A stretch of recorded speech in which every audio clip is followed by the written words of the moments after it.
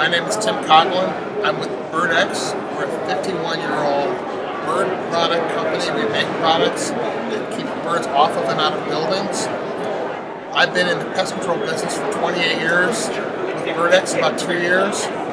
We lend our expertise to pest management professionals on how to solve bird problems structurally, sonically, ultrasonically, and today we're here to talk about our latest product, the drone. So this is the Bird-X Monarch Drone. A couple of interesting features about this product. It has a GPS coordinate system in it. So this can be controlled through software to hit points on a facility, campus,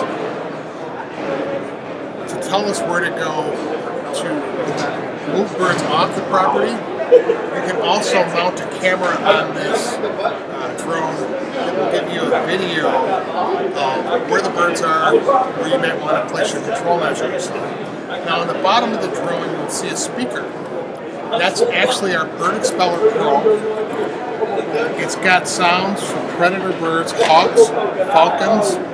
It also has species-specific calls for multiple types of birds. Pigeons, crows, starlings, sparrows, geese. So the chips can be changed and programmed into this to fit your needs.